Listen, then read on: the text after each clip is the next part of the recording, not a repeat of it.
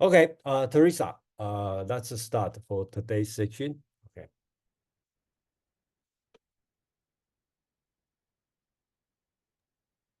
Can you hear me? Yeah. Okay, so my name is Teressa Chen, and I was born in China, but I came to the US when I was 6 years old. So my entire education has been in English, and I feel very disconnected from my Chinese roots because I only learned American history. I didn't learn Chinese history or culture. And it's been like one of those things. I'm like, hey, I should probably learn how to like read my own language. I do speak some, but I don't feel as coherent speaking it as I do in English. I don't feel like I can fully express my thoughts. And so when the pandemic hit, I was like, hey, I have so much time now because I can't go anywhere and do anything. I'm just stuck inside. I should actually work on my Mandarin, work on like reading and things like that. And the thing that like really started was with binge watching. I was binge watching 动画, which is Chinese animation, and there was this one that really got me hooked. It's called Spirit Pact, and in Chinese it's called 灵气. And what happened was there was season 1 and season 2, and the story didn't finish. And I'm like, where's season 3? And season 3 was actually canceled because there was a disagreement between the person who wrote the manhua, which is the comic, the original comic in Chinese, and the donghua directors, the animation directors. And so, because they wanted to deviate from the original story, and I'm like, no, I want the original story.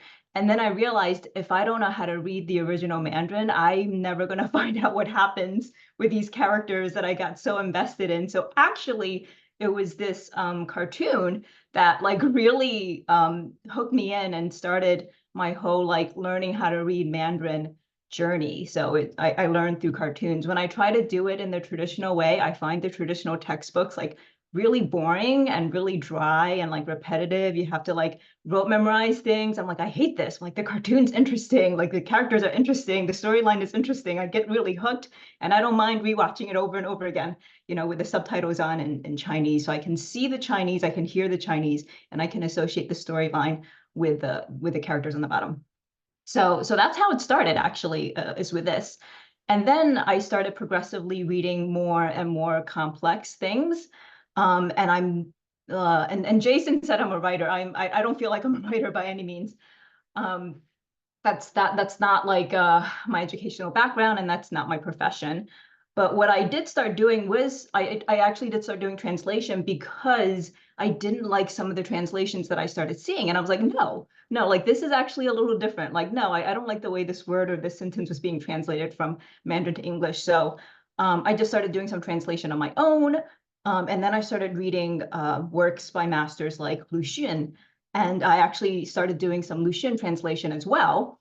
And then the one work that I read by Lu Xun, which is a Madman's Diary, I liked it so much, I decided I wanted to write like a parody, my own parody of it. And so that's what I had written. But first, I want to introduce Lu Xun a little bit.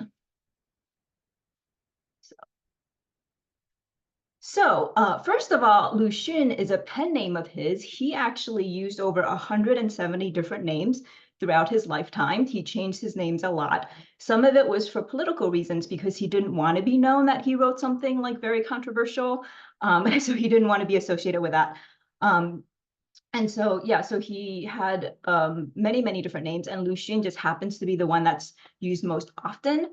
And so that's the one we're going to continue calling him. He is one of the most impactful writers of the 20th century in East Asia. And he's referred to as the soul of China, means Wu Hun, that's the word. And he is considered a leader of the new cultural movement. And so his life is very much entwined with that period in China.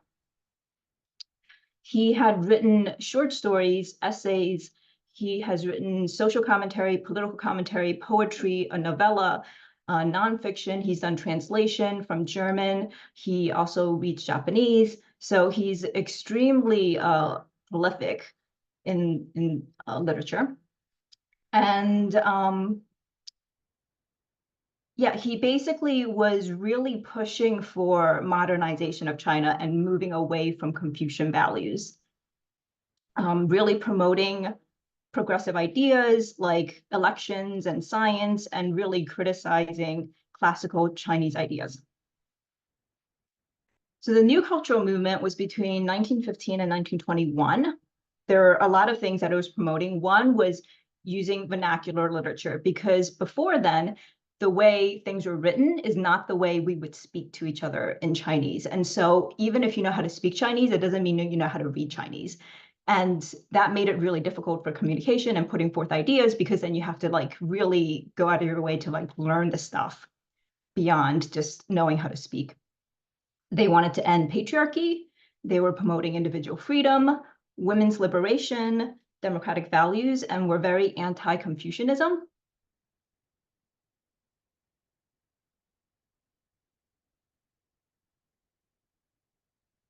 So Lu Xun, he was really in a very well-off family. His family were landowners, so they had a lot of money. He didn't really have any worries until his father died around the time when he was 15. The family started to decline financially, and he wanted to go to school, but his mother basically told him, like, we don't have any money for tuition. So all she could offer him was like travel money to go find a school that would be tuition free. And so he joined in 1989 the Naval Academy because it was easy to get into and it was free. He didn't feel like it was a good fit for him. He didn't feel comfortable there. He felt that the education system there was really backwards. They were teaching things like there were two Earths, one called like Eastern Earth and one called Western Earth. And it was just like very, very inaccurate. And because they're the Naval Academy, they're supposed to practice swimming every day. But two students actually drowned in the pool. So they decided to fill the pool up with concrete. And then on top of the pool, they built a temple to help ward off evil spirits. And so it's like, so he found all this like very backwards and he didn't like it. And he didn't feel like the place was very scientific. And when they had hired a new teacher, he started making fun of the new teacher. And some say that he was actually expelled because of that. And so then he ended up at the mining and railway school same year. So he didn't even make it like a full year at the Naval Academy. So also a free place. Again, that was like basically his criteria. If I can get education for free, I'll go there.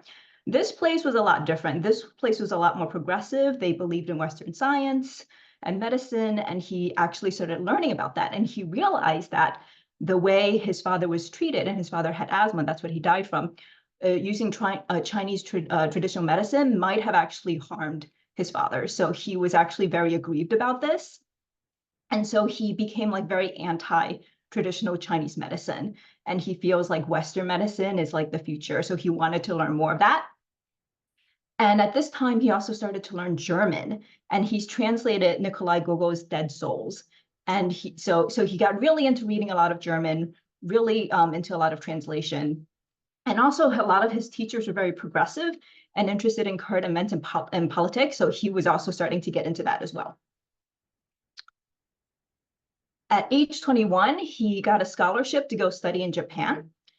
And he was also very progressive when he was in Japan. At the time, the men actually wore their hair long in a braid. And he was one of the first students to cut his hair and wear it short, which is very modern and very Western. When he was there, yeah. Teresa, did you change the PowerPoint or you tend to? Yeah, I'm still here. Oh, still here. 1902, Japan. Okay. Yeah, we're still in Japan. Yeah, so he was in Japan, and then he tried to start like some political magazines with other students. So he was really promoting progressive ideas already in Japan. He wrote about a lot of things. He wrote nonfiction like geology. He started to translate novels again. And he was there studying medicine, but he also did things like jujitsu. So he was quite like diverse in what he was doing out in Japan. Oh, and one of the other reasons why he said he wanted to study medicine was because he had bad teeth. And he also felt like because Western medicine was what helped move Japan forwards, he felt like that learning Western medicine was going to help China forwards too, because he really wanted to help the people. But he also didn't like that the education system there was very focused on rote memorization without critical thinking. And so he felt a little stifled there. he ended up dropping out of medical school to study literature. And he felt like literature was actually the way forward because helping people's bodies only keep you alive, but like literature is going to help change the mind and the spirit. And he feels like what really is needed in China is a change of like perspectives and a change of thought. And literature is the only way to do that. So he actually just never finished medical school. In 1906, he had to go back to China because his mother said that she was ill, and his mother forced him into an arranged marriage with a woman that he didn't like at all. Like he had no interest in her whatsoever. She was trained to be very traditional at the time, which meant she was illiterate, she wasn't educated, and her foot was being bound. So, and he just did his perfunctory, like, okay, I'm going to get married, but he didn't want to have anything to do with her. He didn't want to speak to her. He basically lived the rest of his life like ignoring her. Like they didn't have actual marital relations or anything like that. And she ended up being like basically just living with his mother for the rest of her life, taking care of her. Because as the traditional Chinese wife, she's not allowed to like go anywhere outside of the family home or like talk to other people and things like that. So she led a pretty like reclusive life in that sense. And right. So after he came back from Japan, he started teaching science. He taught physiology, chemistry, natural history, and this was at the high school level and the middle school level. For a while, he was a principal. And then later, he did actually start teaching college as a lecturer at various universities. And then in 1911, the Xinhai Revolution hit, which really shook everything, because this is the very end of the rule by emperors and establishing the Republic of China. So this was actually huge in the history of China. And he was still pretty young at the time when this happened, so it really influenced him. At the same time, he felt that the revolution had actually been a failure because all the things that the revolution was supposed to stand for, he didn't see that happening. And so a lot of his writings are sort of like, hey, you say that you're going to be progressive, but I'm not seeing that. You know, you say that we're going to be anti-Confucianism and we're going to like do something different. Like you say you're going to end patriarchy, you're going to say that you want women's, you know, equal rights, but that's not actually happening. So a lot of his writing reflects like his dissatisfaction with the fact that even though the revolution happened, like he's just not seeing those results. In 1912, he started working for the Ministry of Education in China. A lot of what he did a lot of things, but some of the things he did was like try to unify pronunciation, because in China, depending on where you are, you'll pronounce the words differently, and that doesn't help with communication. He oversaw the National Library in China, which was located in Beijing at the time. He helped design the national emblem, and he also did a lot of translation work. And in 1918 was when Lu Xun wrote A Madman's Diary, and this is actually the very first time he uses the pen name Lu Xun. Before that, he went by Zhou Shiren, and he was 36-year-old at the time when he wrote this. And then 1 year later, the May 4th movement happened, which was also very critical in Chinese history. So this is when there was a student uprising and a protest in Beijing at Tiananmen Square. And they were protesting the Treaty of Versailles because the Chinese government were going to allow Japan to retain some territories in Shandong, which had been surrendered by Germany after the siege of Qingdao in 1914. And the students were like, no, those are Chinese territories. They shouldn't go to Japan. And so that was seen initially as a win because that actually did affect politics. And then in 1920, he had started working at a women's college amongst several other colleges that he was lecturing at. And then in 1921, he wrote Chu Sui Ba Q, which is a novella. And in fact, later in 1927, he was considered for the Nobel Prize in Literature, for the English translation of this. In 1925, he got into a romance with a student at the women's college. And this time he actually liked her. You know, she was educated, they were an intellectual match. And in 1929, there was the birth of a son. And initially, they just called the kid like the infant of Shanghai, thinking that they were going to change the name later, but then they never did. So literally, like the kid's name is like Shanghai infant, Haiying. He was a very heavy smoker all his life, which is why they believe that it contributed to tuberculosis at the end, and that is what he died of in 1936. Any comments, questions, discussions about his life?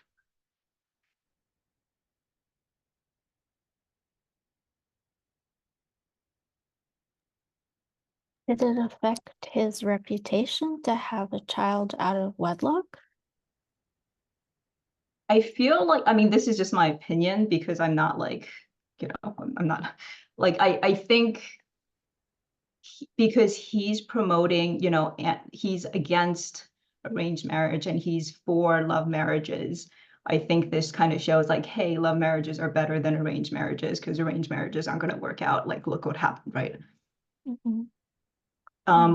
According to what I read, his mother was happy that he did have a kid with her. So Okay. I think maybe she just wanted a grandkid, didn't really matter from whom, possibly.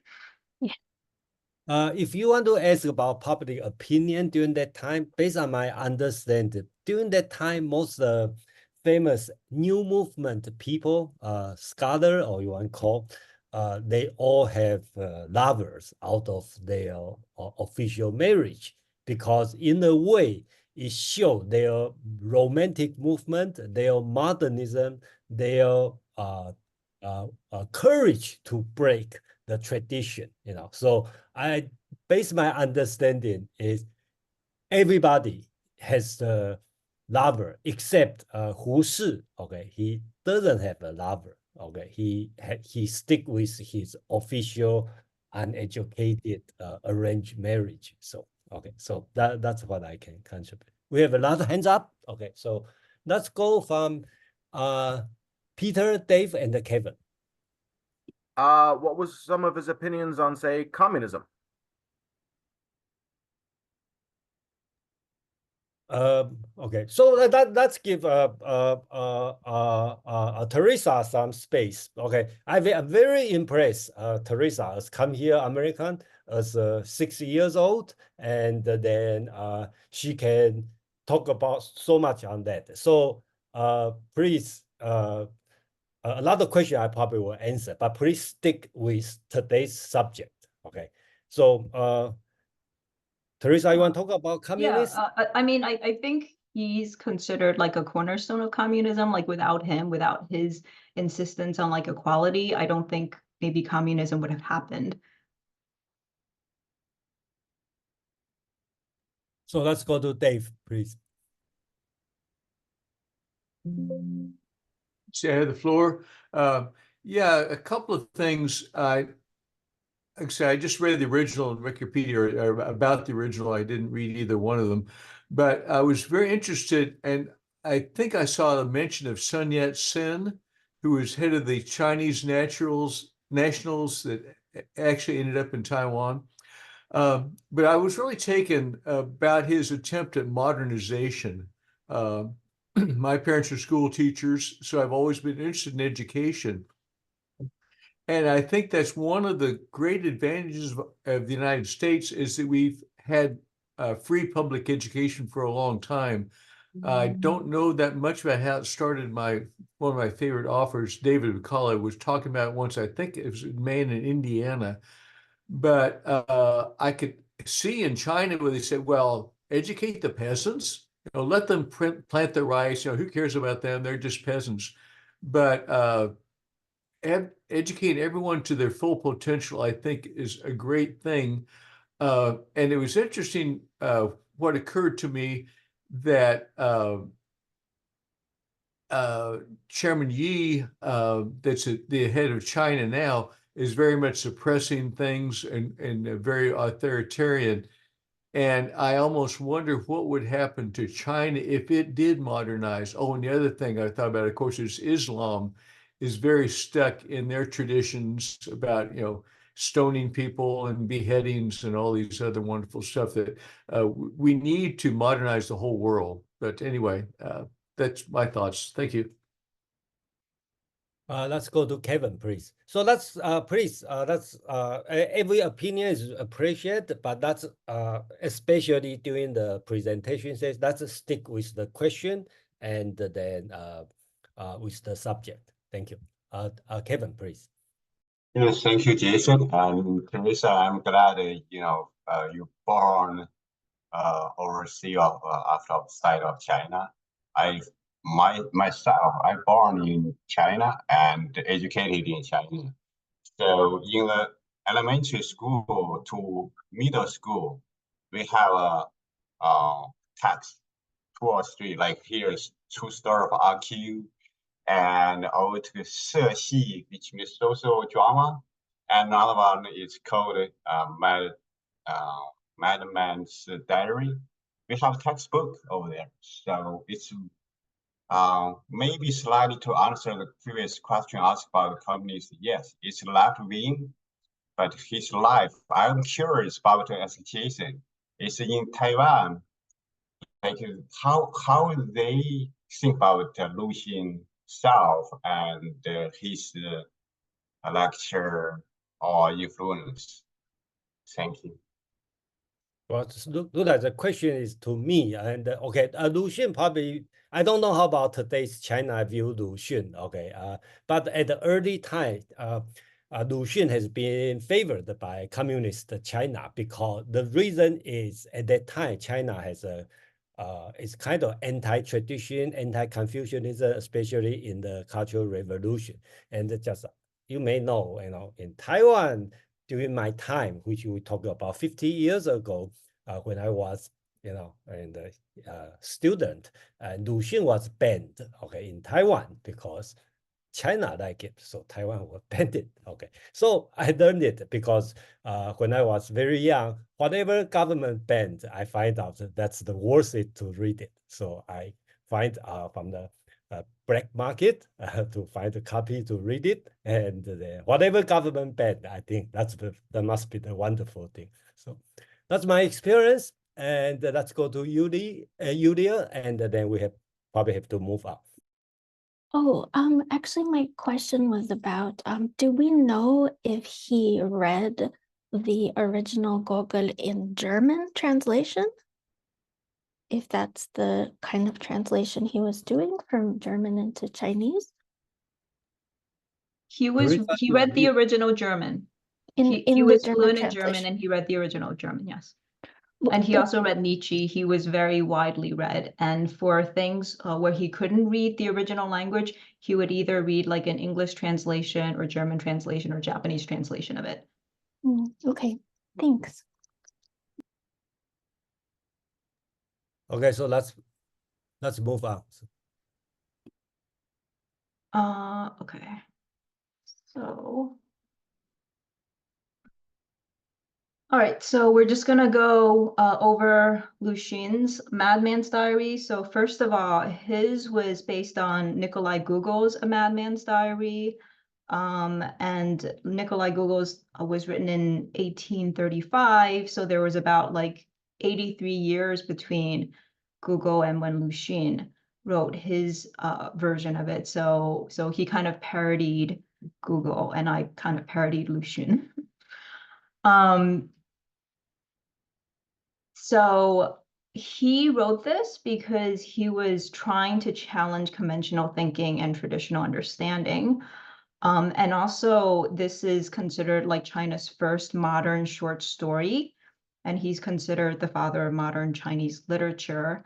And it is one of the first pieces that was written in the vernacular. So you didn't have to like learn special reading and writing to like be able to read it. As long as you know how to speak Chinese, you can read it, which was very unusual at the time.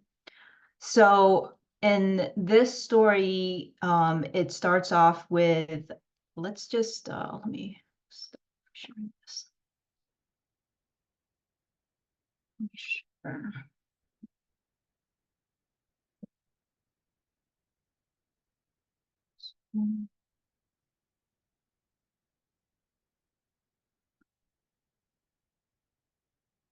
Can you guys see?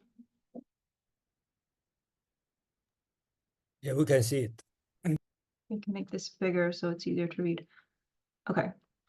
So in the introduction, it's actually a person who is speaking. You don't really know who that person is. And in the original Mandarin, it's actually not written in the vernacular. It's written in the more classical Chinese, so it is a little bit harder to read. But I think this is just my personal opinion. I think he wrote it that way to show that the writer is very well educated and well read because he's able to use the classical Chinese as opposed to using the vernacular. And in general, if you see someone using the classical, you're like, oh, that's a very like educated person. I can trust them. So in my opinion, I think this was a writing device to create a sense of trust for the reader to go, oh, he knows what he's talking about because he can, write classical Chinese. So it starts off with this, we don't know who this is, but the person is saying like, oh, I know these two brothers and we're really good friends back in high school, but like we kind of lost touch after several years.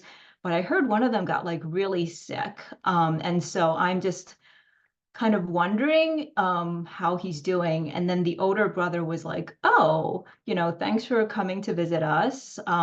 Yeah, he was sick, but like he got better later. So he's fine now. But while he was sick and delusional, and here it says he was suffering from persecution complex, he wrote some, diary entries, and they were just so incoherent and confusing, like there weren't even any dates. So I can't even tell like in what order they were written. And so I tried to put some order to it.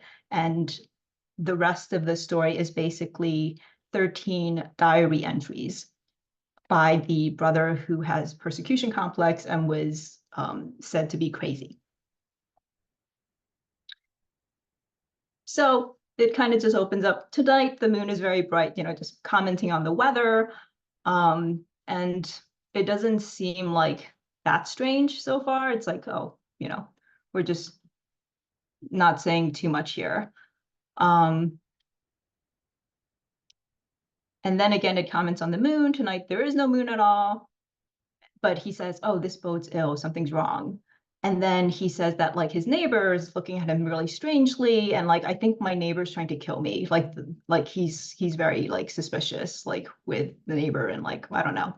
So he just starts like suspecting everyone is after him for some reason.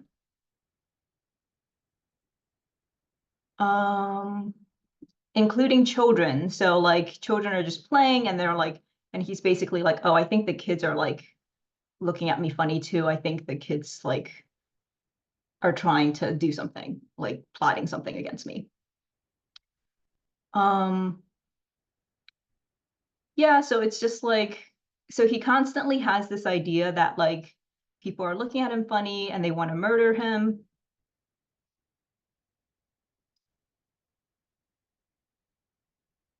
And then section 3, he can't sleep. So this is actually disturbing his sleep now. There's a woman who is, reprimanding her kid, and then the kid who's being reprimanded, and the woman is like looking at him and he feels like, oh, there's something going on, Whereas probably in reality, like they're just having their own mother-kid issues and probably didn't even really notice him until he walked by. And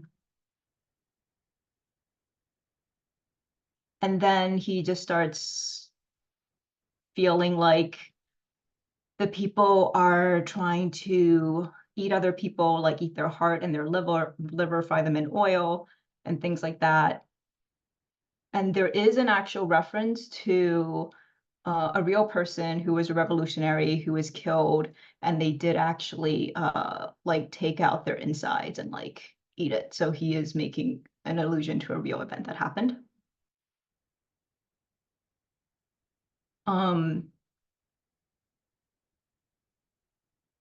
Yeah, so he's talking about, oh, their teeth are really white and glistening, they're all man-eaters.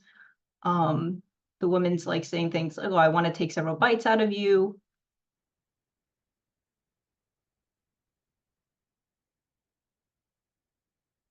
Oh, and then he's looking through like these old books that talks about virtue and morality, and he feels like those books are also teaching people how to eat each other. And so even though it looks on the surface that the book is teaching you how to like better conduct your lives, but in reality, it's teaching about cannibalism.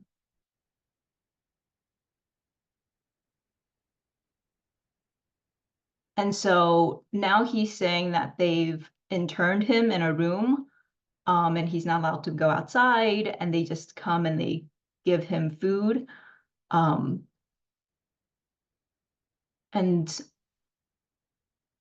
he's pretty much just like suspecting everyone.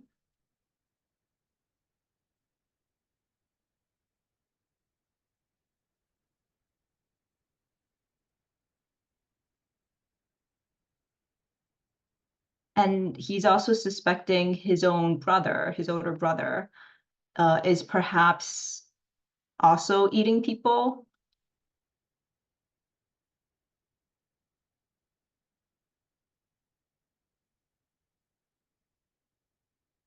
And again, he's sort of referencing some actual things that have happened, and some actual books that were written that like doesn't refer to eating people, but they're like actual books, but he doesn't say their actual names. He sort of like says it wrong on purpose. And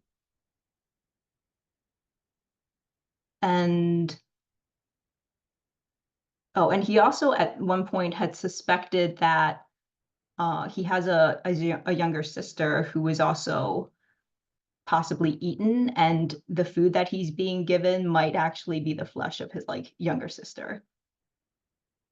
Although he was told that she got sick and died, but now he's like, maybe she didn't get sick and die. Maybe you're like just killing her and feeding her flesh to like feed everybody else. Here's a line about, okay, it's pitch dark. I don't know whether it's day or night. The dog started barking again, the fierceness of a lion, the timidity of a rabbit, the craftiness of a fox. And in my opinion, the dog is actually a reference back to Gogol's work, which has a talking dog in it. And this line in Chinese is actually quite poetic about the animals.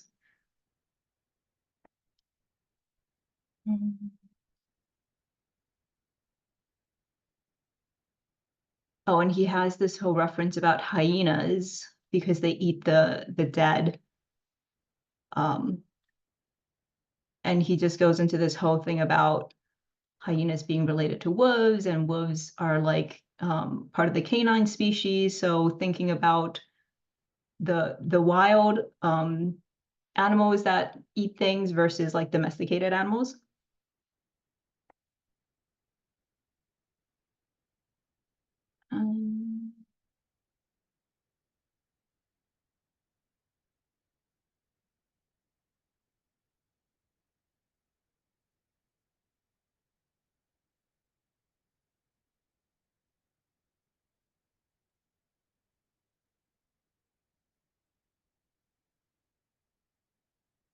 Yeah, so there's just like a lot of referring to how even you can't, the closest bonds that are supposed to be trustworthy, like between fathers and sons, husbands and wives, brothers, friends, teachers, students, you can't trust them anymore because they might be out to like get you and to eat you.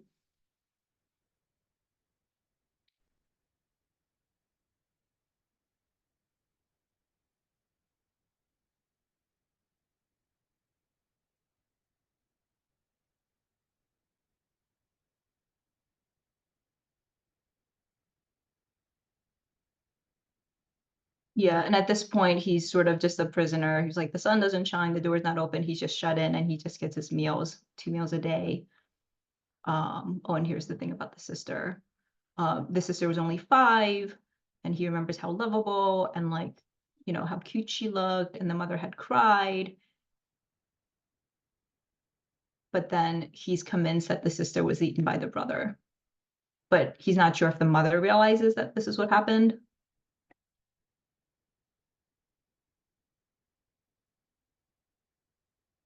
Oh, and this reference, cut off a piece of his own flesh and boil it if he wanted to be considered a good son. So like in traditional Confucian values, like the children are expected to like basically sacrifice everything for their parents. Like if your parents are sick, you like it's expected that like, oh, if it costs you your life, you should do that in order to help your parents become well.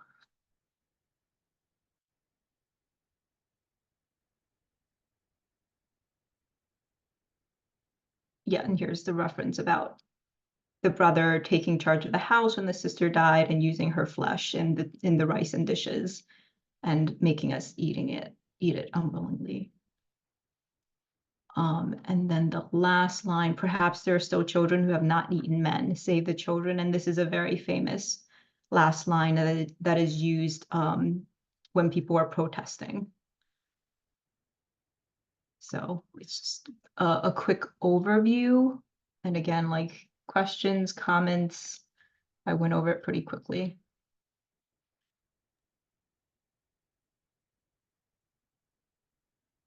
We have Matter, please.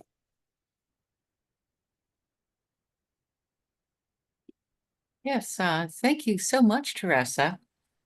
This was great. And thanks, Jason, for setting this up. I thought it was a great pairing of stories.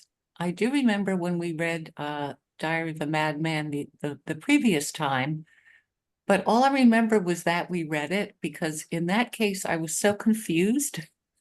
I really, it isn't one of those things where I go, oh yes, and this time we discussed this 2 years ago. So this was quite illuminating. And I really hope, I actually liked your story better, Teressa. So I have a few questions and comments. One is, would this have been as clear to people of his time as yours was to us? So that's question number one.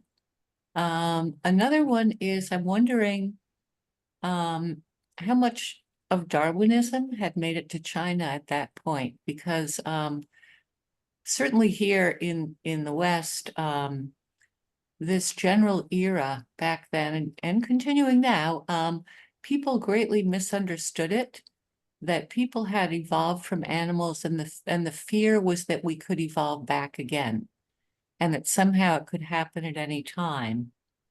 And then one last thing more in the literary line, back at the very first sentence where he comments on the full moon,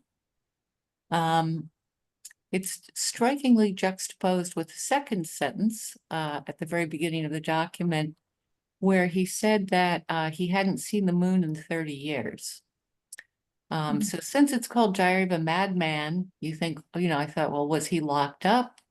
Or is he lying? Or is he delusional? Did he believe the whole time that he'd never seen the moon? Or is it just something that happened now?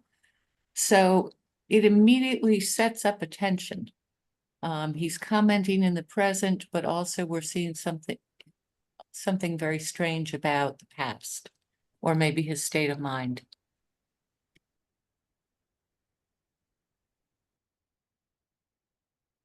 Well, I can tell you my first impression of when I read it, I didn't understand any of the references whatsoever or any of the historical context. So I just read it as a story. And similarly with many of his other writings, like, and that's part of what I like about it, is that it's multi-layered. You can just read it on the surface as a story, or you can see all the satirical, you know, like little Easter eggs that he hides in there. I don't know how people at his time responded to it. I'm sure some people understood it, which is why it was so potent and powerful, because if nobody understood it, then like things wouldn't have changed. Maybe Jason or some of the other people here can comment on that. Okay, let me comment on that, since I assume I'm older, close to that time. Okay, but I have to assume during that time probably very controversial. probably more impact than today. That's that I have to assume because during that time, think about early 20th century in China. That's a kind of like you lost your tradition, okay, and then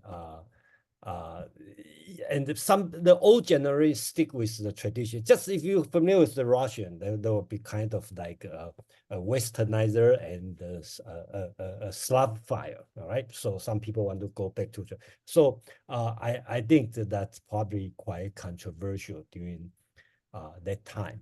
And then I think for modern reader, I don't know how many of you feel so-called Confucianism is equal to cannibalism. Okay, I think that's probably the scene when I read it. And then I'm not sure how many of you will see this way. At least I do see this way. So I hope I answer your question, and thank you for Madman. So that means thank you for it means Teressa probably do much better job than I did last time. Yeah.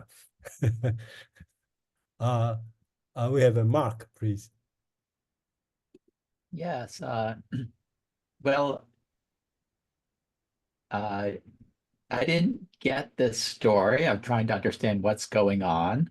I did get the state of mind is very well presented throughout, and it helped me appreciate the state of mind that Teressa portrays in her story. But yeah, right from the start, when he says he has not seen the moon in 30 years, that makes me question what kind of family is he in that he hasn't seen the moon, or is he just totally crazy? And then the other thing that really throws me is the framing story, the introduction. When he goes to see the brother says, oh yeah, he's fine. He's, went off to do a post. So I'm expecting a progression to where he's fine by the end. And that doesn't happen at all. So I accept it as it is. Oh, my other question is, how was this received at the time? Does anyone know? And like, where would people read it? And maybe I misunderstood you, Teressa, but you said that he wrote in the vernacular, but in this case, he used classical Chinese. Yeah, so the very beginning paragraph, this one, before you get to like part 1, that was in classical, and then from there on out, it's written in the vernacular. So everything from the mad, crazy brother is in the vernacular, but the narrator is writing in the classical. And then the thing about the moon, I think it is sort of like about lunacy, because we expect, madmen to be lunatics. So I think there is a purposeful use of the moon to frame his craziness of mind. And then there was the question about Darwinism. I don't know specifically if he read about Darwinism, but he was quite well read. So I assume that he did read about Darwinism. He was familiar with psychological works and things like that, which is where the whole persecution complex comes from. So he was aware of like Western views on psychology. Yeah, I have some comment on the Darwinism. Because that time, I believe, okay, first, I think the reader, the audience, it's not the common peasant, I believe. Okay, so it should be the new young people, so-called new movement. So the educated young people, I believe that's the audience. And the second about Darwinism, and I believe during that time, among these elite people, Darwinism is very common because they have an early translation of Darwinism in Chinese. Yeah. We have a Yulia, please. I don't know if this helps, but there is a whole section in the original on the moon when the madman is quite already well advanced in his madness, where he talks about how the earth is going to sit on the moon and it's going to crush the moon and all of our noses live on the moon. So that's kind of like seems like a big part of his madness in the Gogol. Here, I kind of read it as if we are to see the madman as like he can now see clearly, he's become, you know, he's awakened to all of this, all of these issues that Confucian society has had this whole time. Then I read that as he hasn't seen it for 30 years because he's been in the dark, like he's becoming, you know, this madness is actually like a kind of sanity, is how I read that part. Thank you, Yudil. We have CK and Dave, please. CK, please. Yeah, can everybody hear me? Yeah, good.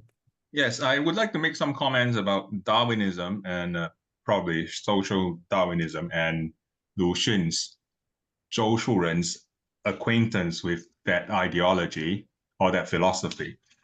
Lu Xun was a student at the medical university, at a medical university in Japan, and at Sendai, Japan. So he was training to be a doctor before he decided that he would rather become a writer instead.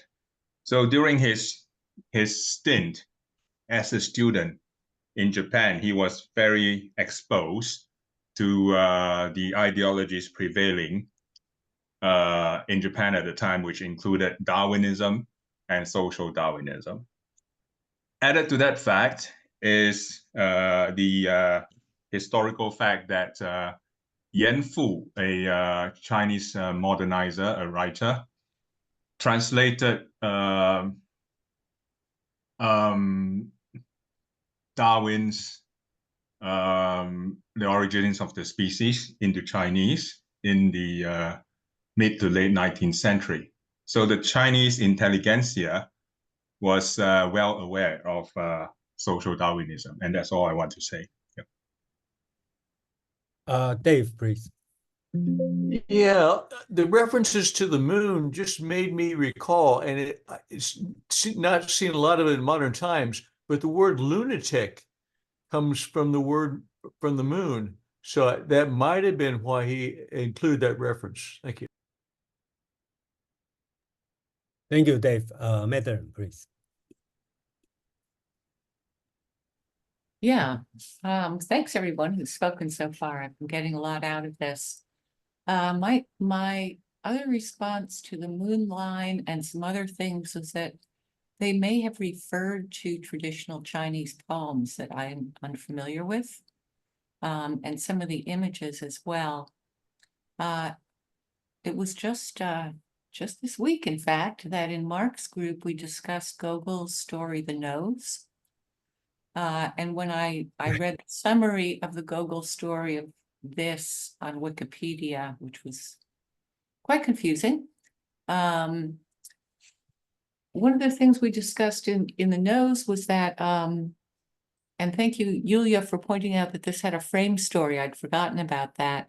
So in The Nose, it was also written in a vernacular style, and apparently it was a Russian type of storytelling called skaz, S-K-A-Z.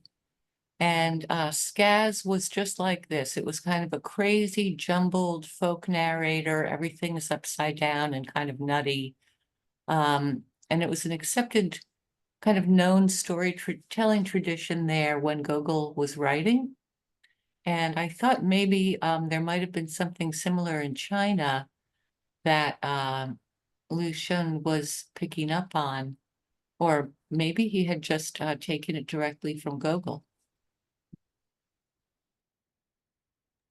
Thank you, Madman. I have some comment on that. I do believe it's very Lu Xun pick up from Gogol, and I believe he picked up from when he was in Japan, because during that time that the Russo-Japan War, and then he must be very familiar with the Russian literature. And I'm also a big favor of Gogol's writing, the notes, the Madman diary. So I do see the what Madman called the sketch, okay, and this kind of style.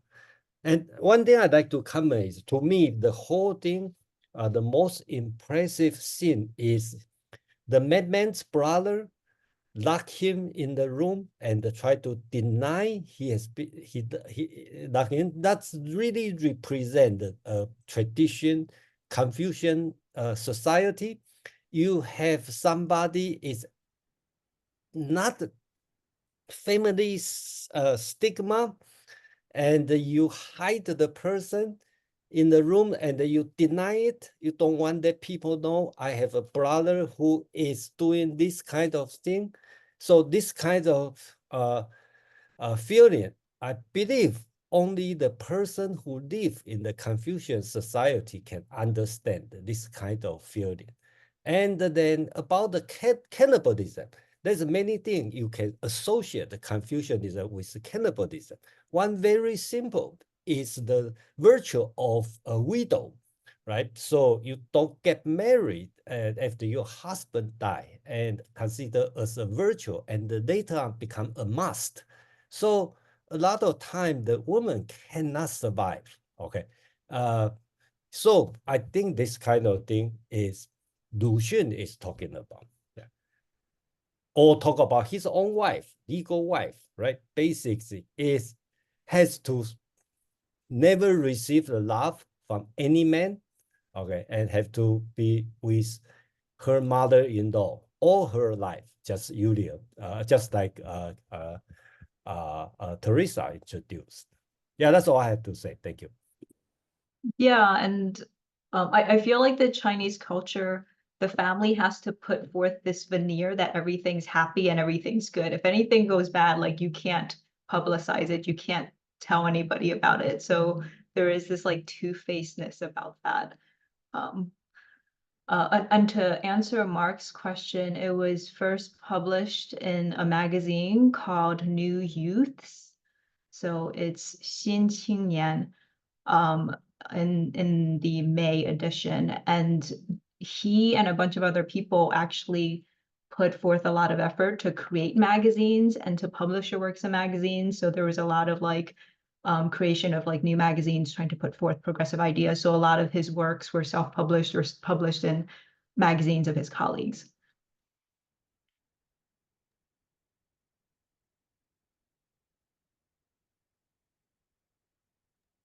CK, please.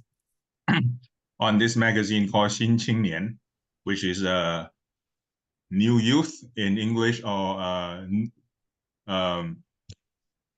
it is a magazine. It was a magazine established by Chen Duxiu, who was an avant-garde thinker of his time. He later became a communist, one of the founding members of the Communist Party of China. But when he established 新青年 as the magazine, he wasn't yet a communist. So it was during this exploratory phase at Beijing University, or the University of Peking, where Lu Xun, Chen Duxiu, Li Dazhao, Zhou Zuoren, which was Lu Xun's brother, and many other intellectuals conglomerating around the University of Peking, began to write articles analyzing and criticizing China and its then existing cultural scene. This magazine has tremendous impact on the history of intellectual thought in Republican era China, because it led in a sequential way to the new cultural movement, and then later on the May 4th movement, which was the new cultural movement, was part of the May 4th movement. So they wanted to reform the language, they wanted to reform the culture, they wanted to reform the thinking of the Chinese people in general. And in one short phrase, they want to make China strong again. That was the aim, objective of all this intellectualizing, to make China strong again. This magazine and this Diary of a Madman was an attempt to deal with the social conditions the Chinese found themselves in at the time. And you can only look at this in a kind of historical contextual way, because it would be absurd if we look at Lu Xun's Diary of the Madman today, because the Confucianism of today, if it even exists in any form, I think it's still there. It's no longer the same as the Confucianism expressed by Lu Xun's version or interpretation of it in this story. So that's all I want to say about the New Youth magazine, 新青年.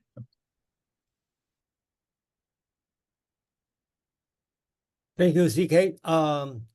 Any other comment, question about this one? The Lu Xun's original writing about the Madman's Diary, or somebody who read, you want to share? Yulia, please. Just am I allowed to make like some comparative comments? Yeah, please. I'd rather go through the next piece and then do the comparison, as opposed to compare without having gone to the next piece.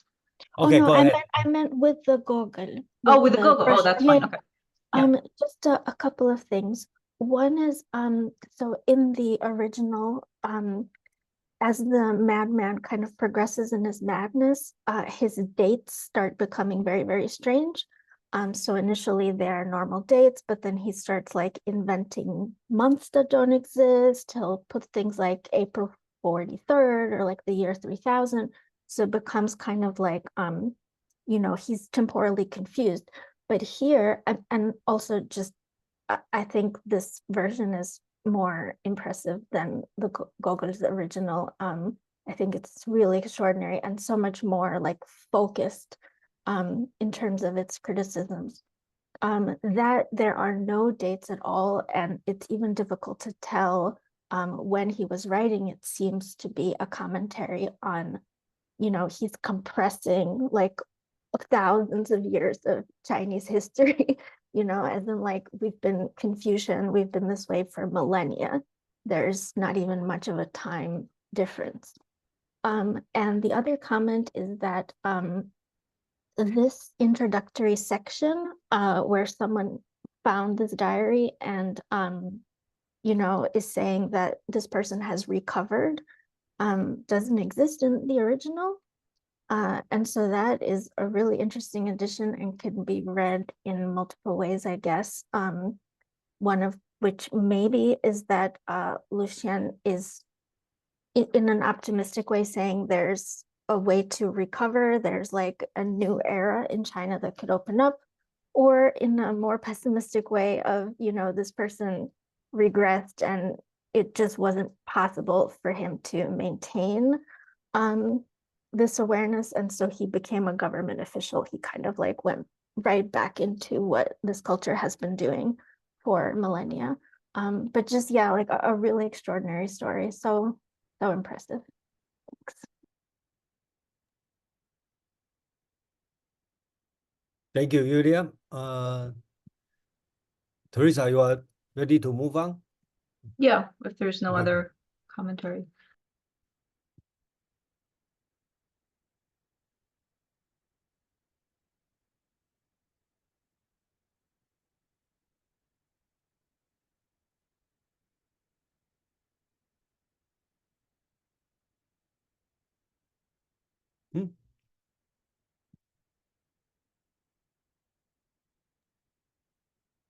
We lost our speaker.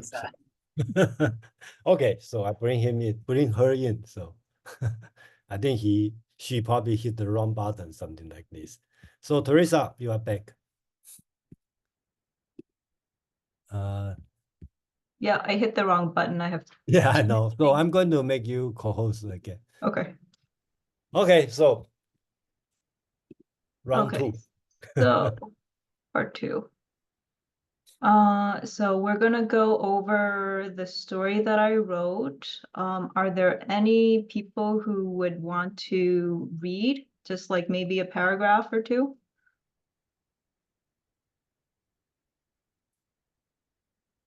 Dave.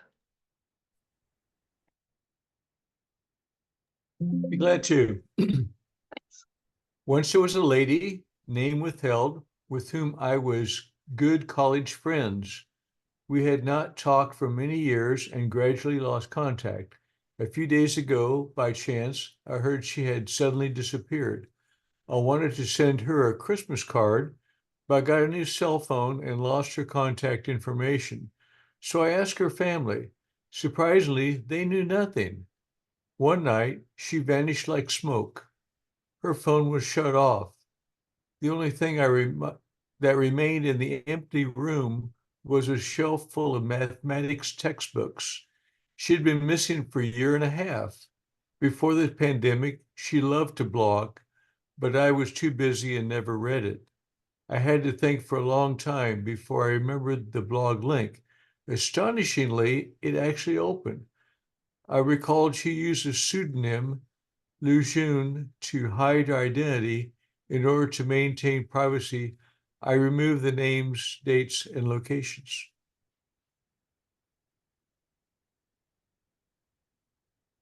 You can pass it on to somebody else, or if you want to keep reading, that's fine too. I'll read another. Okay. After driving a total of 17 hours, I finally arrived. The first to welcome me was an orange squirrel, resembling Donald Trump's dyed blonde hair and fake spray-on tan. When I entered the apartment, I felt I had overpaid. The rent was higher than when I lived in XXX or X, but the room is smaller. They wouldn't rent less expensive apartments to me. They said it was because my annual salary exceeded X dollars. I thought I must have misheard. Since when was making too much money have been a reason for not to rent someone an apartment?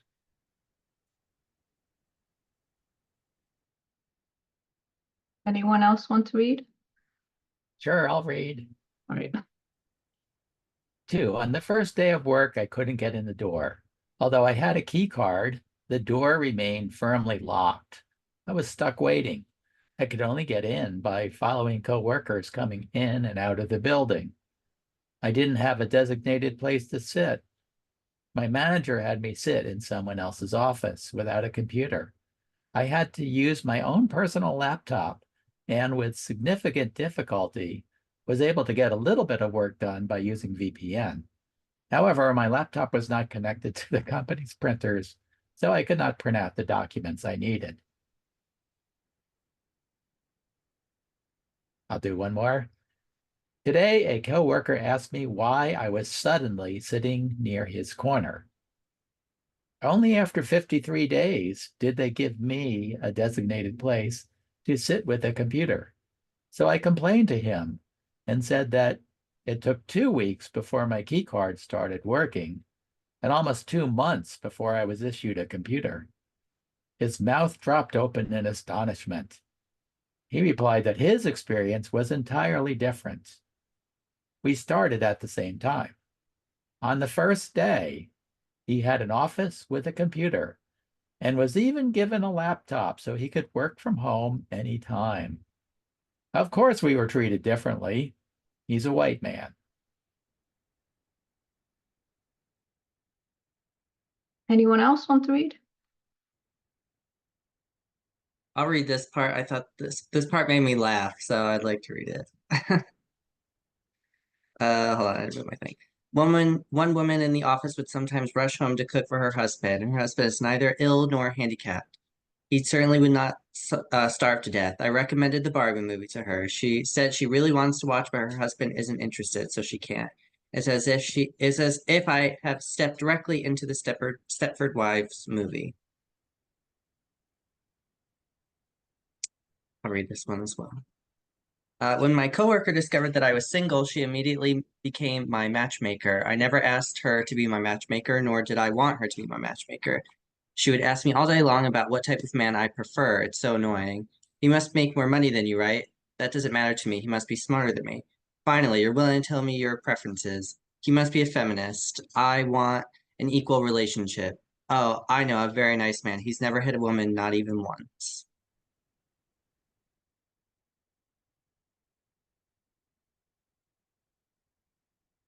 Anyone else? Madeline? 6. It was almost time to get off work when a coworker asked if anyone wanted to go sing karaoke. I hesitated for a moment because I had not finished my homework. I had not told anyone that I was taking classes in the evenings. I thought maybe I'd just pop in and out. My matchmaker also hesitated. She was afraid her husband would be angry. I assumed my coworkers would rent a karaoke room, but it was actually a bar. In front of the bar were 2 microphones. There was a woman singing and a man accompanying her. The music had a vibrant Caribbean beat, which made me want to jump up and dance. On every wall was a screen displaying the lyrics. Also on every wall was a TV screen and the national flag. There wasn't a single peaceful place to rest my eyes. One TV screen was broadcasting the weather report. Another TV screen was broadcasting political news. TVs were muted with the subtitles turned on. If I stay here too long, I'll get dizzy. I'm not a good singer. I was going to sing one song and leave, but I was too shy to sing in front of everyone in the entire bar.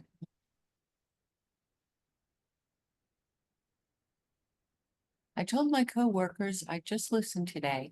I'd sing another time. Anyone else want to read?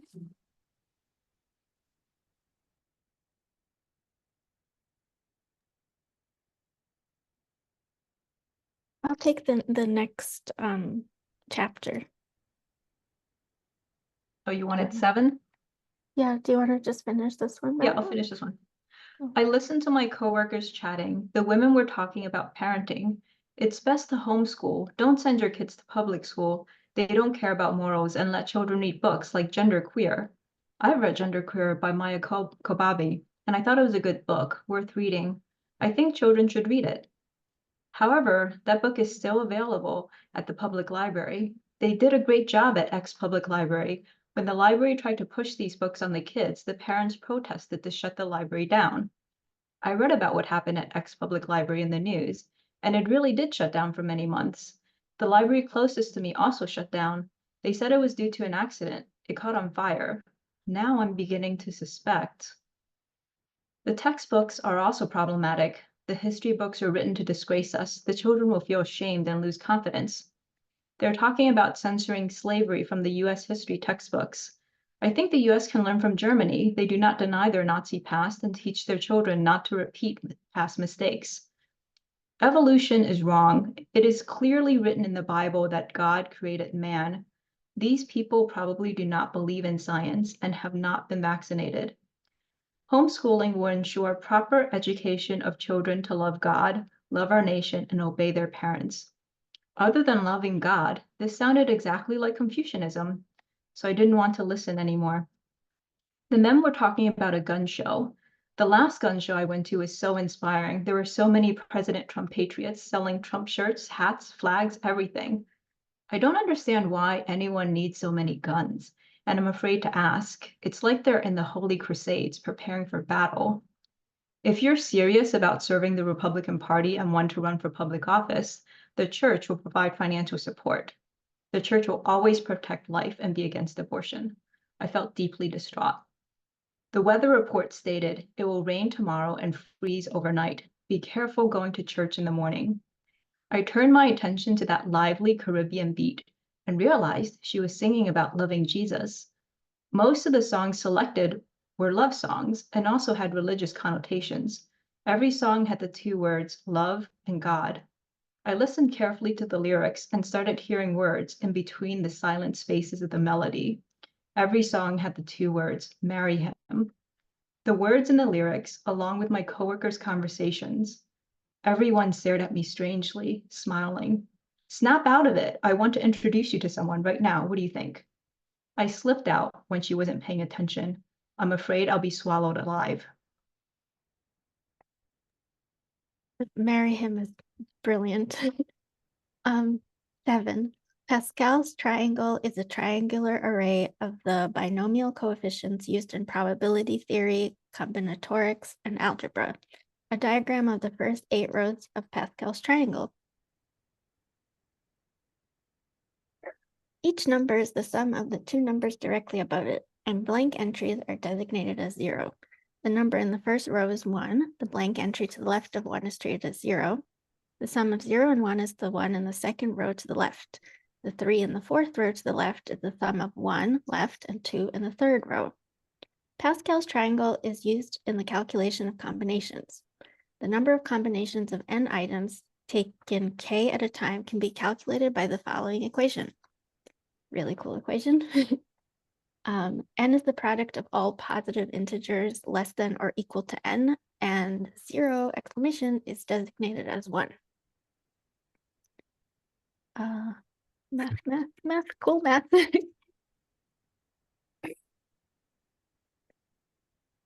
So here's, do you want me to read it? Yeah, okay.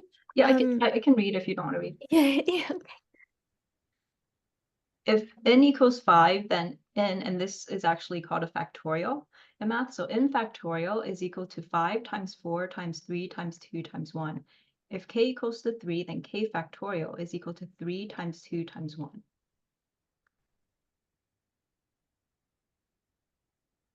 This formula can be used to calculate numbers from Pascal's triangle, the first 6 rows of Pascal's triangle. Pascal's triangle is an array of the coefficients of the binomial expansion. A binomial raised to a positive integer power of n uses the nth row of Pascal's triangle as the coefficients of the binomial expansion. For example, if n equals to 2, then the coefficients are the numbers in the row n equals to 2 of Pascal's triangle. Pascal's triangle was well known before Pascal's time. The Persian mathematician Al-Kharajhi wrote a now lost book which contained the formulation of the binomial coefficients and the first description of Pascal's triangle. Later, the Persian polymath Omar Khayyam also wrote about Pascal's triangle, so in Iran, it is referred to as Khayyam's triangle. Pascal's triangle was well known in China during the 11th century as a result of the research of Chinese mathematician Jia Xian. The earliest Chinese illustration of the triangle is in the 1261 book, 9 chapters explaining calculation methods by Yang Hui, so it is still called Yang Hui's triangle in China. Yang Hui's triangle also appears in Zhu Shijie's mathematical work Jade Mirror of the Four Unknowns, published in 1303. In the 13th century, Yang Hui's triangle appeared for the first time in Europe in Arithmetic by Jordanus de Nemore. In Italy, Yang Hui's triangle is known as Tartaglia's triangle, named after Niccolò Fontana Tartaglia. French mathematician Blaise Pascal, his treatise on arithmetical triangle, was published posthumously in 1665. In 1708, Pierre Raymond de Mortemont called it Mr. Pascal's table for combinations. In 1730, Abraham de Moivre referred to Yang Hui's triangle as Pascal's arithmetic triangle, which became the basis of the modern Western name. Hashtag secretly love math.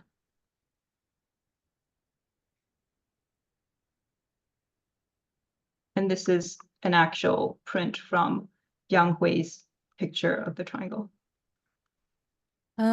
Could you, sorry, either now or at the end, can you just give us a brief summary of how these, what the Chinese numerals are in the triangle?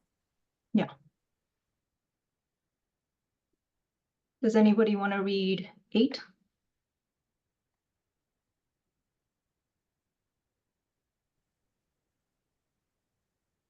All right. Some more. I think I offended my matchmaker.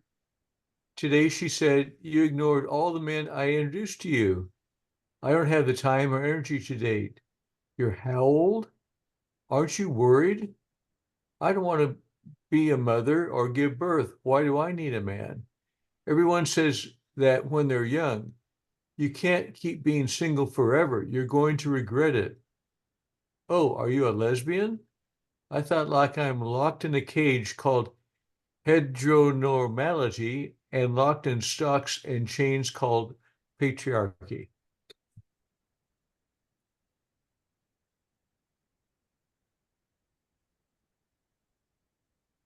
You want 9 or should I go to Great Heart? Let Great Heart have a turn. All right, Great Heart, it's yours.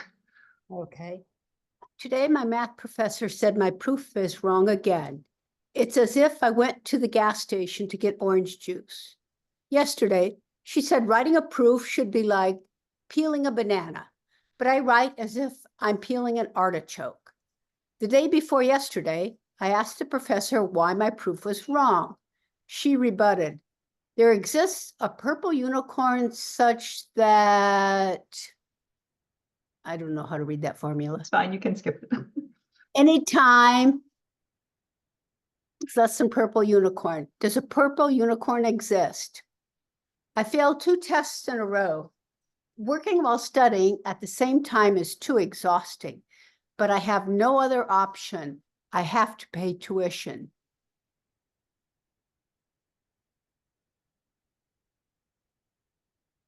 Should I keep reading? Yeah, if you want to.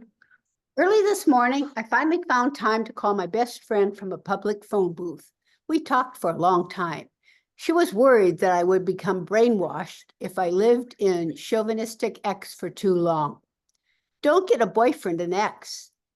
I came to study real analysis with Professor X. You know that. I never once thought about settling down here. There's really no one that you like, not a single classmate or coworker? If a man is interested in me, he must first watch and understand the Barbie movie. Only then will he have the privilege of conversing with me. Of course, I mean cisgender men. I welcome non-binary and bigender people with open arms. There are non-binary and bigender people in X. Of course, I met a non-binary person at the cafe next to the office. I see them almost every day, but I haven't seen hide nor hair of them recently.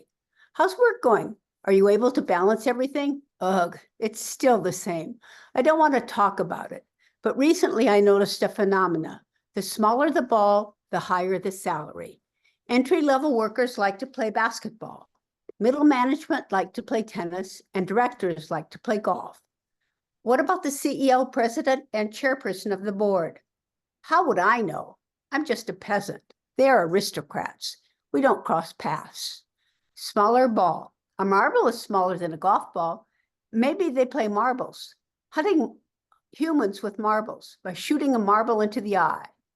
You're so cruel. I was just letting my mind wander. Any progress on your business venture? Only today did I figure out that the difference between the CEO, president, and chairperson of the board.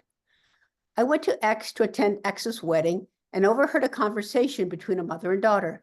The mother was explaining stocks and bonds to her daughter. The daughter looked less than 10 years old. Ah, we never had a chance. The uncrossable chasm that separates the peasants from the aristocracy isn't just money. It's connections with the social elite, authority, power, insider information, etc.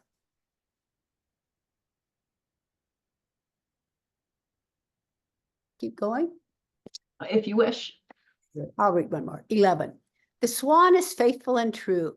The rabbit is burning with desire. The elephant is compassionate and considerate. It was pitch black. I have no idea what time of night it was when I woke up to the wailing of sirens. Is it possible that my best friend guessed right? What if they really did use marbles to hunt humans? How horrific. I'm beginning to suspect that maybe the non-binary person really was murdered by a marble.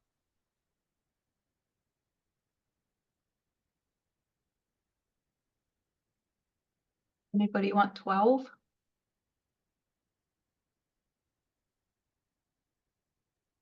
I'll read it. No moonlight at all. Something is amiss. I cautiously went out to get the mail this morning and discovered a Christmas card from X. I suspect this is a trap. How did she find me? Other than my best friend, I didn't tell anyone my address. X's contact information was on the card, so I went to the public phone booth to call her. You must promise not to tell anybody about our conversation. Okay, I promise. How did you find me? I found your Lu Xun blog. Have you told anyone where I live? No, why are you so scared? My family didn't say anything. Can you scroll a little bit? I can't see the rest. Thank you. My family didn't say that. Nothing, only that your cell phone is shut off. I was worried they would trace me through my cell phone. What happened to make you so afraid? They tried to force me into an arranged marriage. What? Ha ha ha. You're joking, right? After college, I wanted to continue my studies and obtain a doctorate. My parents absolutely refused, and said if I dared to apply, they would kick me out of the house. My mother said a girl with a bachelor's degree is already overeducated, and I must marry by the end of the year. I still secretly applied, but my father found out. My father asked why I insisted on making these things so hard on for myself. I can marry a wealthy man, stay home, and have fun, artsy hobbies and whatnot. Besides, even if I got in, I will be sure to fail out. I'll never finish. He said he would lock me up at home and tell people that I'm sick and need rest. If I still refuse to marry, then he'll feed me sleeping pills and send me to a psychiatric hospital. I managed to escape right before sunrise. Your parents are caring and understanding. I don't believe they would actually do it. They were just saying that to scare you. This proves that your parents love you very much. Did my parents ask you to find me? No, really, they didn't. I just wanted to send you a Christmas card and invite you to my family's Christmas party. I remember going to her family's Christmas party before the pandemic. She was newly married and couldn't stop smiling. Her husband waited until we were alone. He pretended to admire my necklace, using that as an excuse to touch it brushed against my breast. At that moment, she walked in. I couldn't tell if she really didn't see or pretended not to. After that incident, I never went to her house again. Oh, I live too far away to go. Why don't you take some time to think about it? My husband wants to introduce you to a coworker from his company. He's a Christian and attends the Institute in Basic Life Principles. Why did this institute sound so familiar? I recalled the docuseries Shiny Happy People mentioned some of the political activities of the Institute in Basic Life Principles. I'm beginning to think that she's affiliated with the people at the karaoke bar. Her entire family is Republican and voted for Trump. One day I asked her, why did you choose the Republican Party? She replied, because my parents are Republicans.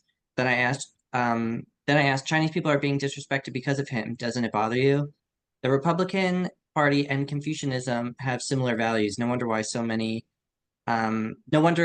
so many Chinese people voted for Trump. Look at her words. This proves that your parents love you very much. Along with the karaoke lyrics and my coworkers' conversations, this is clearly a secret signal. Her words are full of poison and her laughter is full of knives. With white razor-sharp teeth all lined up, they are going to swallow me alive. And I'll read this last piece. The moonlight tonight is beautiful. The U.S. presidential election will be on Tuesday, November 5th this year. Save the children. Thank you. All right. Questions, comments? I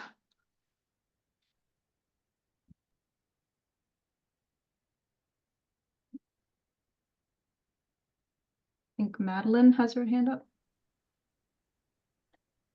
Well, Mark? Yeah, I like that how this form can be adapted to three totally different situations. And I do like now seeing the connections or the parody of this on the earlier story. I think Madeline also had her hand up. No, that was just the applause hand emoji set. Oh, and okay. Those things fade after a moment. Yeah, if nobody have a comment, I'd like to have some comment on this one. I read this one before the meetup early, and Teresa's writing helped me understand Lu Xun better. Okay, let's put it this way.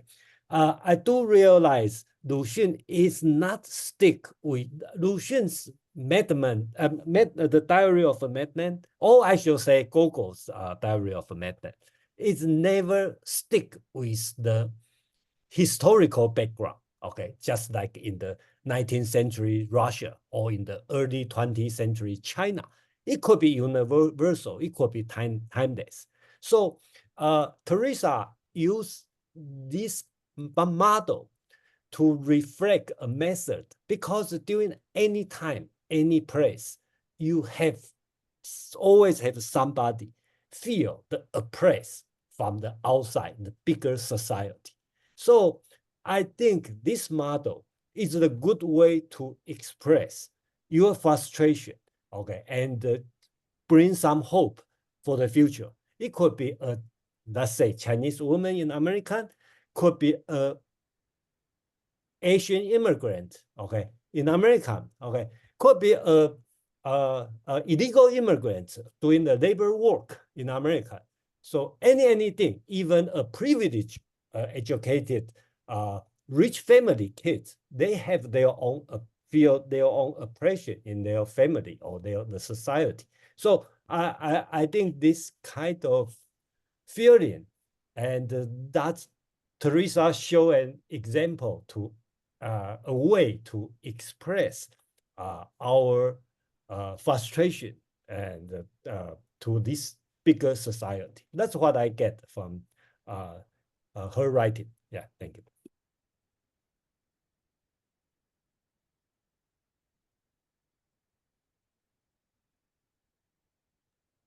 Mark, please.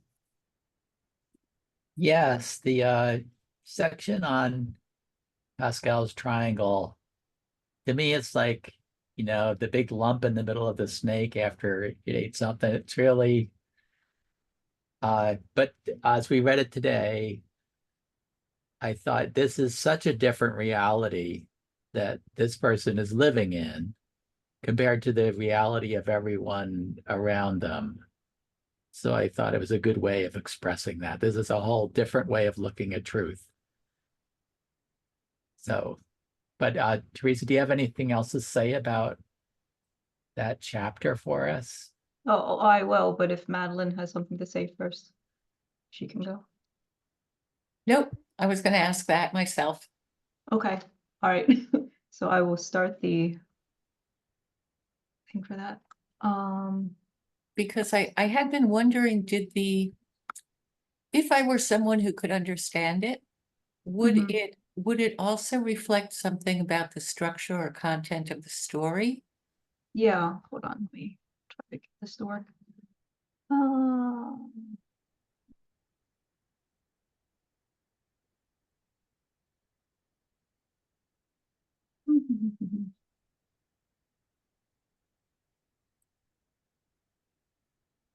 Okay. Can you see the Pascal's triangle? Yeah. All right, so first I want you to understand the adding. So what's happening is the upper rows, they add together to the bottom row. And there's a little graphic there so you can understand what that adding is about.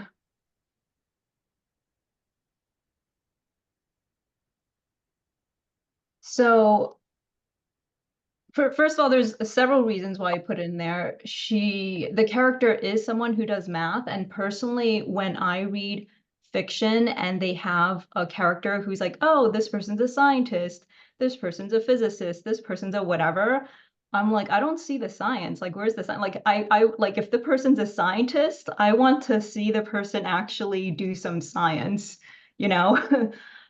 So that's my personal criticism of character development. So if my person is going to be a mathematician, then I want to see some actual math happening, you know? So like, yeah, like she actually does math. And I feel like there's very little representation of women in math. Like even within that history of Pascal's triangle, there was no mention of women. And there are women mathematicians, but they don't get mentioned in history. And that's one of the points that I'm trying to bring up. Like there was that point about, you know, censoring slavery in US history textbooks, but we're also censoring so many other things. We're censoring women, you know, we're censoring so much stuff that's not being represented.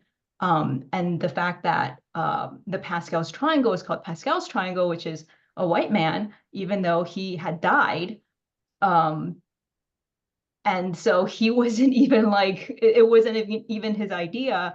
And so many other people in so many other countries had come up with it before him, but they weren't being credited, you know, and we're calling this by like this guy who had died before his name was even attached to it, is kind of, again, another sign of the white male supremacy that is continuing to happen to this day. And, you know, so I had some frustrations with that, and I wanted to, and that section 7 is like nonfiction. So I inserted some nonfiction into there. Yeah, so, and again, with this hierarchy, this idea of this triangle of, you know, there's 1 on the top and so many numbers on the bottom, it's the idea of that social hierarchy that's being discussed later in the story between the 2 friends. It's like, oh, you know, I'm trying to do this business venture. I don't even understand what a CEO does. And then in these, you know, more affluent families, they're talking about stocks and bonds at a very early age. You know, they're educating their young in a way that people who are not in affluent family gets educated. So starting from the very beginning, depending on which social hierarchy you get born into, you're already getting slotted into this triangle. You know, like, are you at the top or are you the multitude at the bottom? So I think the triangle shape itself sort of symbolizes the social hierarchy in and of itself.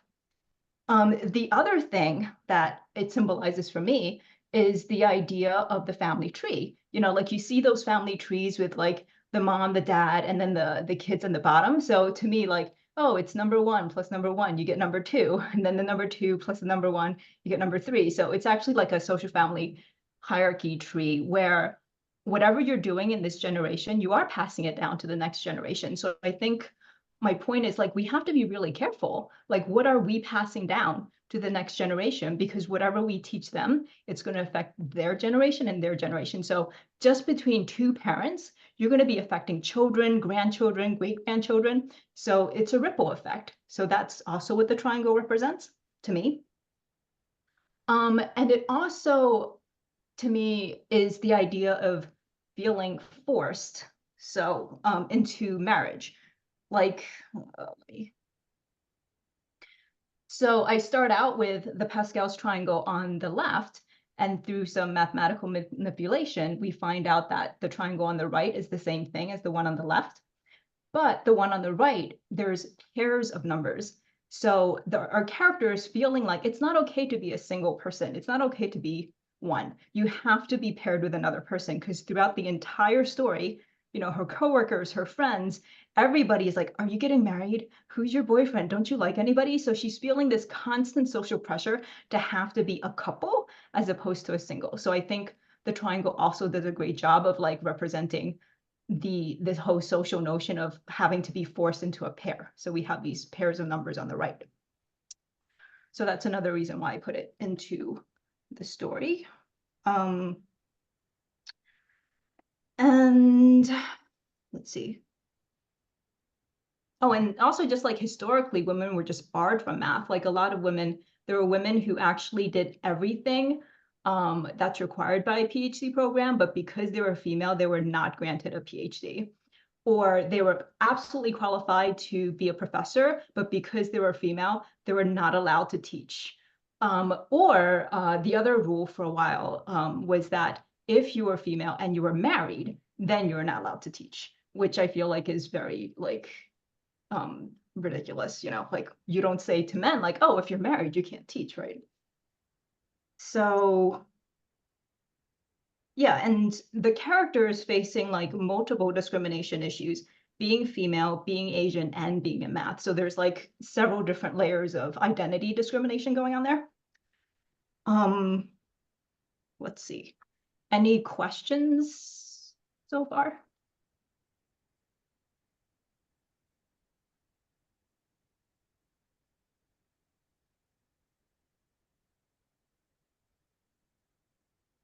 I think Chrissy has a question. Do you answer? Lu Xun was said to use his writing, is in the chat, to support a political agenda. Is this a force in your writing? That's Chrissy's question. You have any political purpose also? I feel like the writing is pretty anti-Trump and anti-Republican. I think that's clear through the writing. And the end is about, the election process that's coming up, and that's something that I'm very concerned with, which is why I wrote it at this time. We have a CK, please. Yes, I'm intrigued by the comparison between the Republican Party and Confucianism. Why is there this comparison, and what is the basis for this comparison? That is actually my personal opinion. Just based on my own personal observations, I feel like Confucianism and the Republican Party are both very conservative. They're both very oriented towards the traditional family structure. They tend to harken back to the past. They're like, oh, the good old days, the way things were before. They don't seem very progressive to me. They're not very embracing of, LGBTQ. Definitely, in China, there's a lot of books and things are banned because they're LGBTQ. And the Republican Party doesn't seem like they're very pro, things that are outside of a man and a woman in marriage. We have Yulia, please. Actually, yeah, on that same topic, in the end where you say that many Chinese people voted for Trump, is that true? Do we have statistics on that? I personally, many people around me who are Chinese voted for Trump, and I really do think it's because of similar aligned values, but that's my personal belief. I don't have statistics. That's so fascinating. Yeah. Probably, Teresa, do you mind to like where you live? Probably make the difference, right? Oh, I am currently in Iowa. So I'm in a very red state.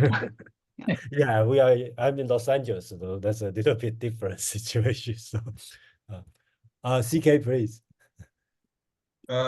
Yeah, I find this comparison between the Republican Party and Confucianism rather troubling, because they are not the same. Firstly, they evolve from different historical traditions and from different cultural experiences.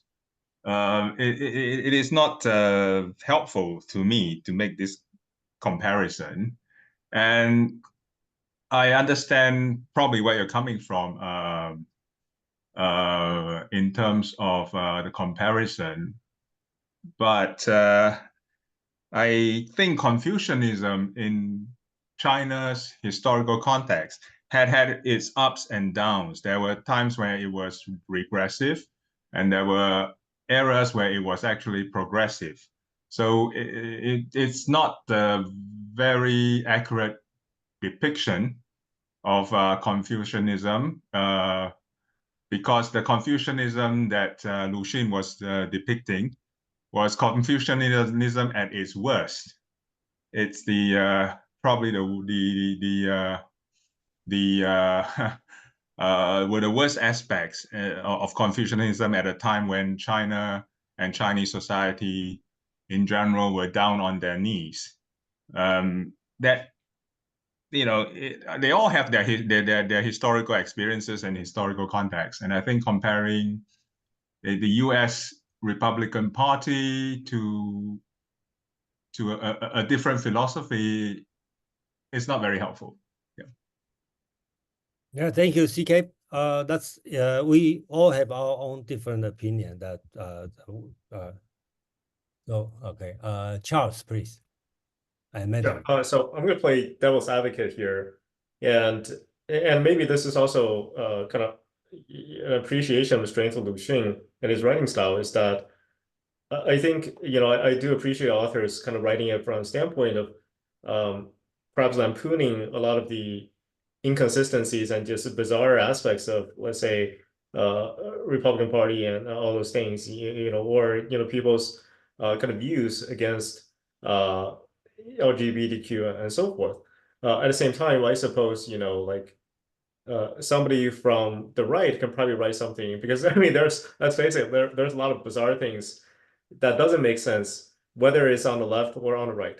And somebody can probably write and to lampoon a lot of the other things on the left as well, and probably, you know, different aspects of Chinese society. So I think perhaps that's a testament of the strength of Lu Xun as a writer. And you know, and perhaps that's also a reminder for us because it's always easier to see all the absurdities of the other side. And even when we admit that, oh, I'm sure, you know, there are absurd stuff about, you know, whatever side you belong to, but it's still hard to kind of look in a mirror. We don't even know where the mirror is.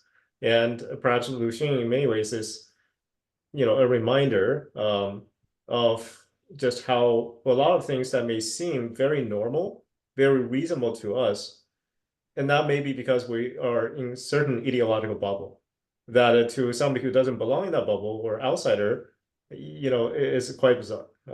So just my 2 cents. Thank you, Charles. Madman. Yeah, thanks, Charles. That was a great point, because there are things on the left and the right, both, that just don't even make sense when I look at them. I was wondering if we could move on to the Chinese version of the triangle. Yeah. Because we are fortunate enough to have the author here, and it is a short story. It's not an op-ed piece for a newspaper. And so I think the choice of the author to have the framed storyteller include the Chinese version of the text was very cool. And this in particular, I'm wondering, like, what those little numbers are, especially down near the bottom, and the writing on the side. And if this is something that that would have been obscure to the teller of the frame story, the old friend, or if this is these are numbers that would be familiar to her in some way. Yeah, so the stuff that's in the circle, they're not the Chinese. It's actually like a series of they call it like the stick representation. So this 1 line is 1, the 2 line is 2, and the 3 line is 3, which is very similar to the Mandarin. But then once you get to this, which is 4, and then this is, you're getting to like 10 and things like that. So it's a different way of representing numbers. And probably if you haven't been taught how to do that, you're not going to be able to guess it, you know. But the book, the full book does explain all of it. That's published in the Jade Mirrors. But it basically, the book basically explains what I had explained in English, how all the numbers are connected to each other. So having read the English, if you can understand that, then that's pretty much like a translation of the original Chinese. And the original Chinese, I felt like, was, again, important to include in there because, again, people are being omitted from history.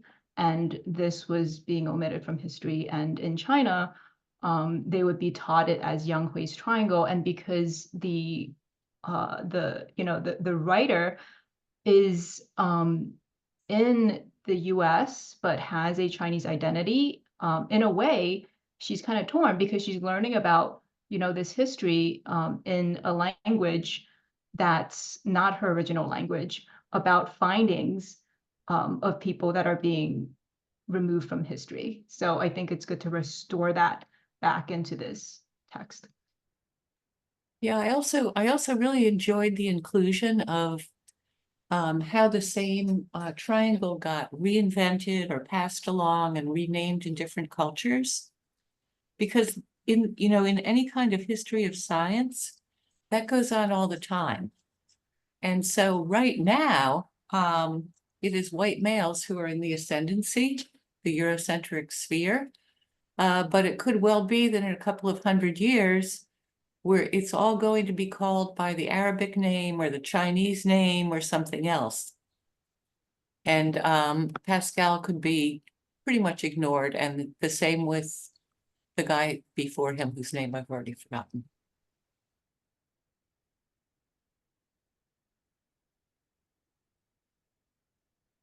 Teressa, you have more to present? I mean, do you guys have more questions about the story or any other aspects of the story? The reason we have 5 minutes left, and I try to observe the time. So if you have something, Teressa, you need to present, I will encourage you to present. Otherwise, we can go to 5 minutes discussion. You know. I do have, oh, Mhm, go sorry, ahead. I do have one last question. You mentioned that writing isn't your primary field. No. And I'm wondering, how did you learn to craft a story like this? I actually wrote it over Martin Luther King Jr. weekend, and like I had read the story about a week before, and I was just having conversations with friends about these topics, and having that his original in my mind, I was like, oh, I could like just use the structure and then put in my own commentary. So that's how it started, is from me conversing with my friends about these actual topics. I actually have a question for you guys. I'm curious to know if it was clear that the person at the beginning of the story who is trying to send the card is the same person at the end who calls her and is like, oh, hey, you know, I want to invite you to this party. Yes, I think it's clear. Oh, I see Vincent, not for me. Yeah, I find it's about half and half. Like half the people saw that and half the people didn't. So interesting. Yeah, the James first get time I read it, I didn't get it, and then second time I read it, I found, oh, that's that's the point. Yeah, so it works to read twice. Yeah. Did Jane Pierce have a question? Not a question. I've just got a comment. Following on from well, it's not an idea, the realization that a lot of people are lost, did good work, but are no longer named. And it made me think of someone who was talking about poetry. And there's quite a lot of poetry that doesn't have an author's name. It's just referred to as anonymous. And this person, who I think was a poet themselves, pointed out that there's a fair chance that a lot of those anonymous writers were women. Yeah, that is what Virginia Woolf says. She says if the writer was anonymous, it was probably a woman. Yeah. Oh, thank you for that. I couldn't remember who had said it. It was Virginia Woolf.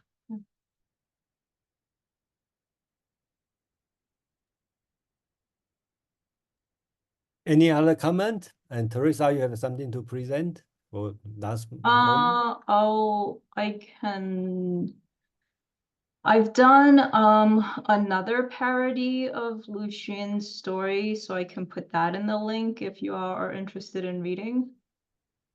Okay, can please put in the link. She has another one. Yeah, you know, let's talk to the end. I really appreciate Teressa, and thank you, Teressa, so much to present this one. And it's to me, it's an excellent work. And then that's in general, that's my idea. Not idea, my purpose of this meetup. And I really think, you see, Teressa, I have a fully Chinese education before 25 years old. Teressa only come here at 6 years old, and she just learned Chinese. I don't know how long, and then she wrote in Chinese and in English this way.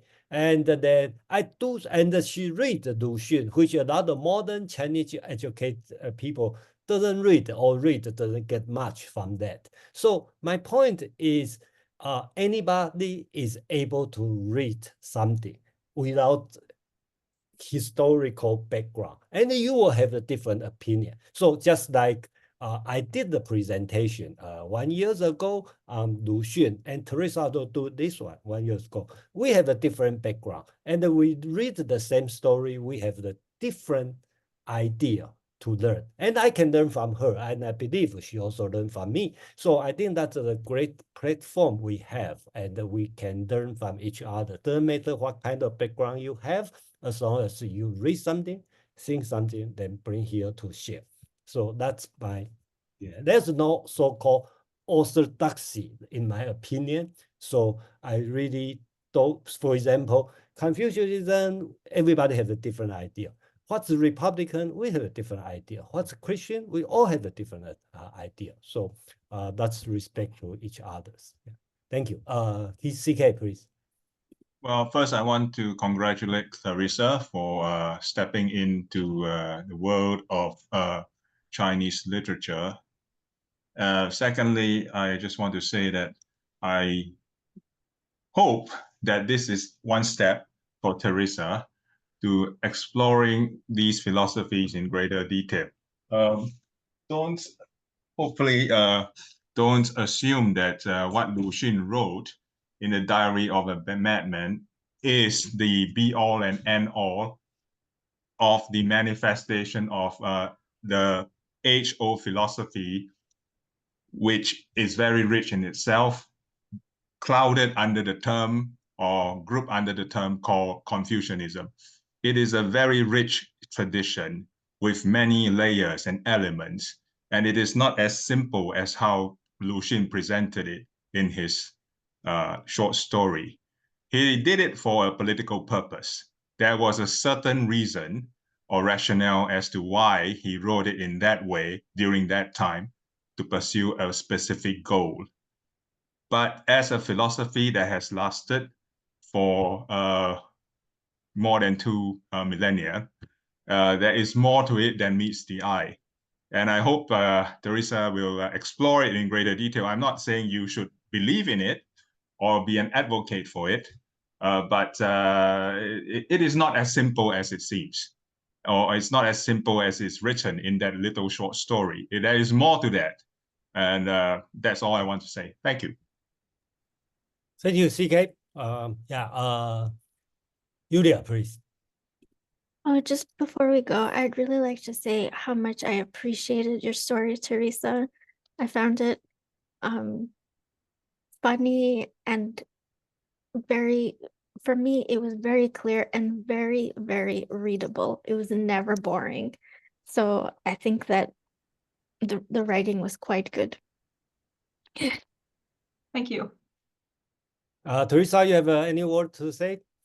No, thank you so much for taking the time to read and to come here and discuss. I really appreciate it. Yeah, and that's just like CK said, Confucianism, okay, don't read this one as the teaching of Confucianism, but put the focus on the overall thing. And then next week, we talk about Bhagavad Gita. Then the week after, that's April 20th, we will talk about, and we will actually have the chance for you guys to play Go game on the meetup group. And the week after, that's 27th, April 27. Okay, if you want to know what's the real Confucianism, I'm going to present the short history of Chinese philosophy from Feng Youlan, and then that day is talking about Confucianism.